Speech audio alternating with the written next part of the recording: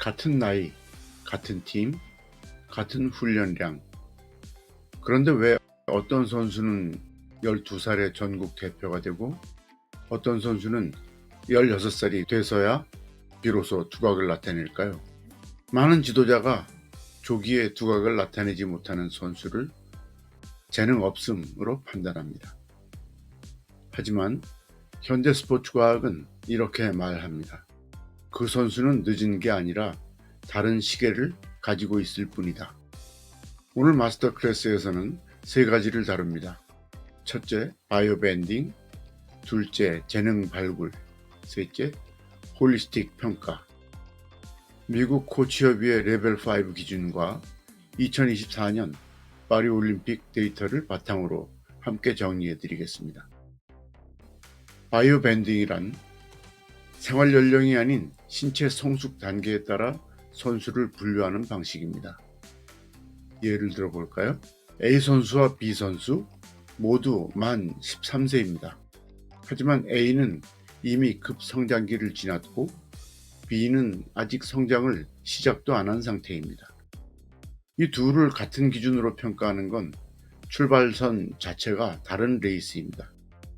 같은 나이라 해도 생물학적 연령은 최대 5, 6년까지 차이가 날 수도 있습니다. 그럼 어떻게 성숙도를 측정할까요? 첫 번째, PAH, 성인 신장 예측 방법입니다. 현재의 키, 체중, 부모의 신장을 활용해서 최종 성장했을 때 성인의 키를 예측하고 현재의 키가 그중 몇 %에 도달했는지를 계산합니다. 두 번째, 성숙 업셋, 성장 정점, PHV까지 남은 시간을 계산합니다. 쉽게 말해 이 선수는 키의 성장이 완료되는 시기까지 얼마나 남아있나를 알아보는 것입니다. 이 데이터를 바탕으로 훈련 초점이 달라집니다. 급성장기 이전 단계에서는 두뇌가 운동을 가장 빠르게 배우는 시기입니다. 협응력, 속도, 민첩성에 집중합니다. 급성장기 도중에는 팔과 다리가 갑자기 길어지면서 일시적으로 몸의 균형이 어색해집니다. 이때 훈련은 동작의 질을 유지하고 유연성과 부상 예방에 집중해야 합니다.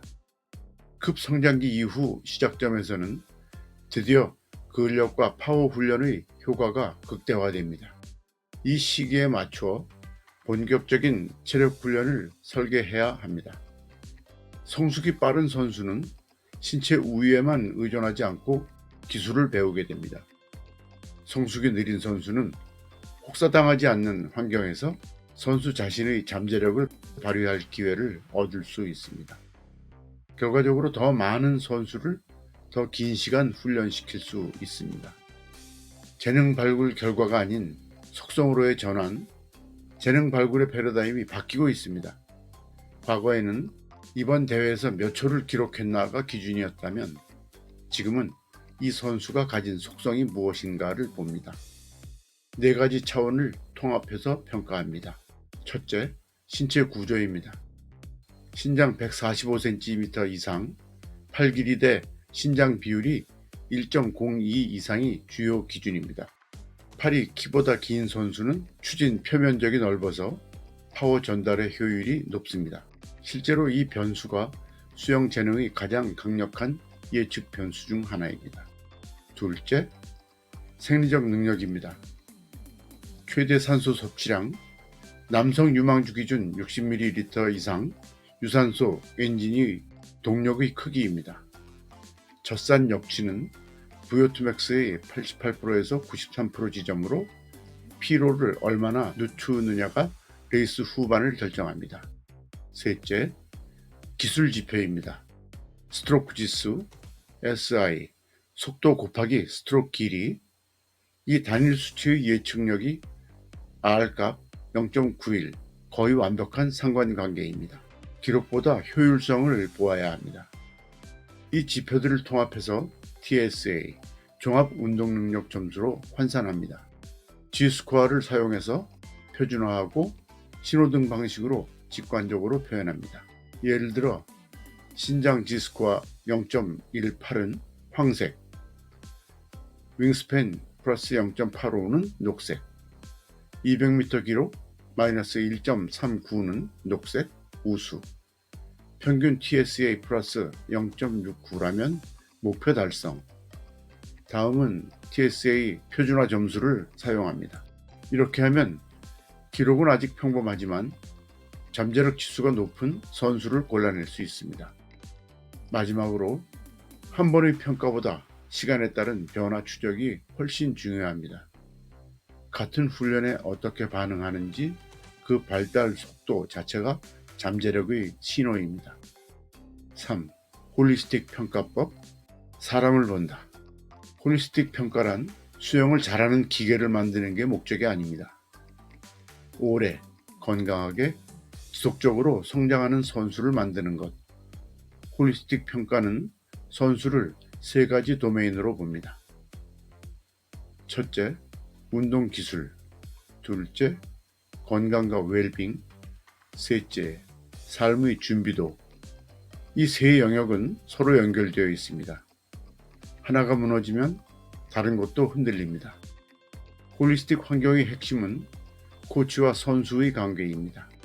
연구에서는 3 더하기 1 CS 모델을 제시합니다. 친밀감, 헌신, 상호 보완성, 그리고 공동 지향, 심리적으로 안전한 팀 문화, 가족의 지지, 수준 높은 코치, 선수와의 관계. 이것들이 기술 이상의 것을 결정합니다. 실질적인 도구로는 IAPP, 개인 선수 성과 계획서를 활용합니다. 기술적, 생리적, 심리적 요구사항을 진단하고 목표를 설정하는 종합 문서입니다. 여기에 HRV, VO2 max, 근육 활성화 패턴 같은 생리학적 신호와 정신적 강인함, 팀 응집력 같은 심리학적 신호를 함께 통합합니다. 연구들이 일관되게 보여주는 결과가 있습니다. 회복 탄력성, 자기 조절, 발전에 대한 헌신, 이런 심리적 특성들이 엘리트 성인 선수로의 전환을 예측하는 가장 신뢰받는 변수입니다. 기술이나 체력보다 오히려 더 강력한 예측 자료입니다. 2024년 파리올림픽을 전후해서 현장에서는 어떤 기술이 쓰이고 있을까요? AI 기반 스트로크 분석 시스템, 스파르타 같은 툴들이 수중 카메라와 결합해서 스트로크 패턴, 턴 효율, 수중 구간 속도를 실시간으로 분석합니다.